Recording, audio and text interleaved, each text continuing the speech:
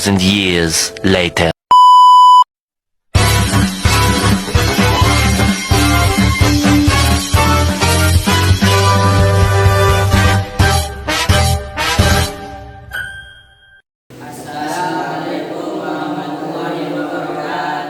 Waalaikumsalam warahmatullahi wabarakatuh. Perkenalkan, nama saya Muhammad Fadil Al-Farizi. Perkenalkan, nama saya Abdul Azam. Perkenalkan, nama saya Ismail. Perkenalkan, nama saya Ahmad Bisa. Kami dari kelompok 5 akan mempresentasikan PowerPoint atau tugas IPS yang berjudul Tantangan dan Potensi Indonesia Menjadi Negara Maju. Pendahuluan. Poin utama, Indonesia memiliki visi besar untuk menjadi negara maju. Pentingnya memahami tantangan dan potensi yang ada. Tujuan presentasi memberikan gambaran yang jelas dan solusi strategis. Kondisi Indonesia saat ini. Status ekonomi Indonesia negara berkembang dengan pertumbuhan yang menjanjikan. Indikator penting PDB atau pendapatan per kapita, tingkat kemiskinan, dan Human Development Index atau HDI. Perbandingan dengan negara-negara lain di ASEAN dan dunia. Potensi ekonomi Indonesia, sumber daya alam melimpah, pertanian, pertambangan, perikanan dan energi, demografi yang menentukan, populasi muda dan produktif, pasar domestik yang besar dan berkembang. Potensi sumber daya manusia, jumlah tenaga kerja yang besar, peningkatan kualitas pendidikan dan pelatihan, peran penting inovasi dan teknologi. Tantangan yang harus dihadapi Indonesia. Tantangan ekonomi, infrastruktur yang belum memadai, jalan, pelabuhan, bandara, ketergantungan pada komunitas ekspor, ketimbangan ekonomi antar wilayah, tantangan sosial dan lingkungan, masalah kemiskinan dan pengangguran, kualitas pendidikan yang belum merata, isu lingkungan, deforestasi, polusi, perubahan iklim. Strategi mengatasi tantangan tersebut.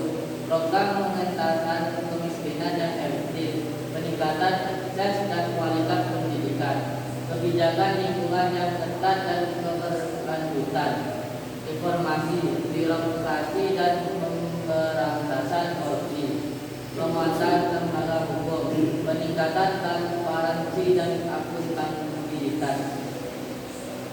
Kesimpulan, Indonesia memiliki potensi besar untuk menjadi negara maju. Tantangan yang ada dapat diatasi dengan strategi yang tepat. Perlunya kerjasama dari semua pihak, pemerintah, swasta, dan masyarakat. Pesan, Indonesia bisa dengan kerja keras dan strategi yang tepat kita bisa mencapai Indonesia maju. Sekian presentasi dari kelompok kami, kurang lebihnya mohon maaf. Assalamualaikum warahmatullahi wabarakatuh. Waalaikumsalam warahmatullahi wabarakatuh. Assalamualaikum warahmatullahi wabarakatuh.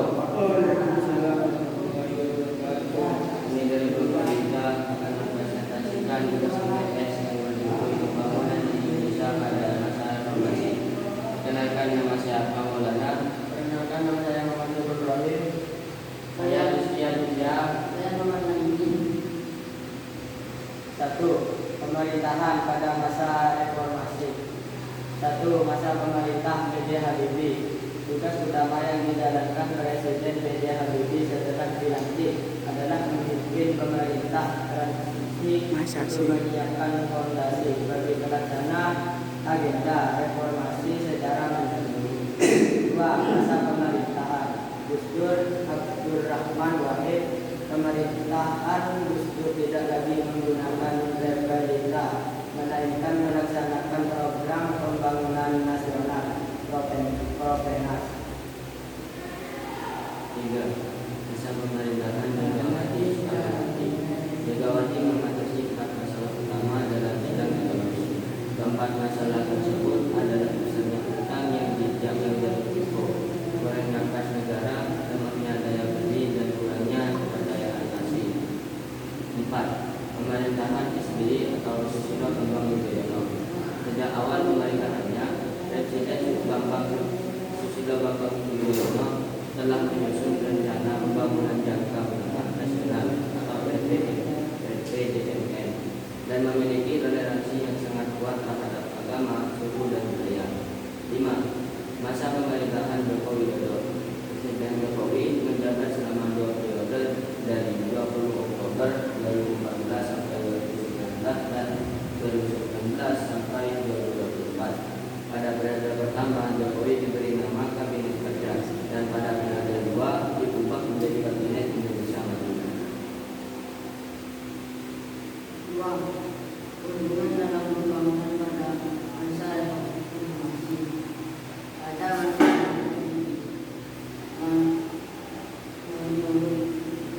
menunjukkan 3 informasi dari 7% menjadi 2,7%.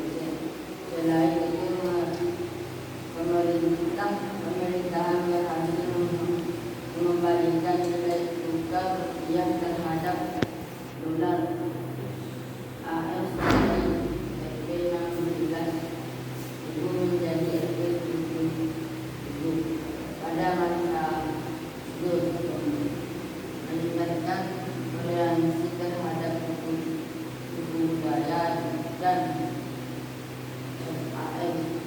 meningkatkan pembangunan daerah pada masa Megawati, membuat Komisi Pemberantasan Korupsi KPK sebagai tindak lanjut terhadap pidana korupsi dan jawaban atas tuntutan masyarakat agar pemerintahan yang demokratis dan berkomitmen menyelesaikan berbagai kasus korupsi.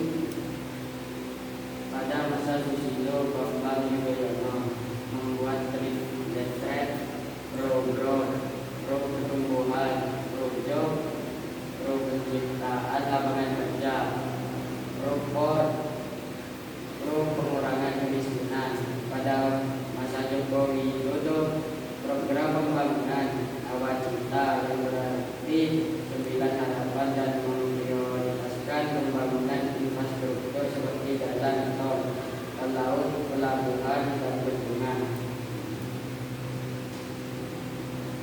Cukup sekian presentasi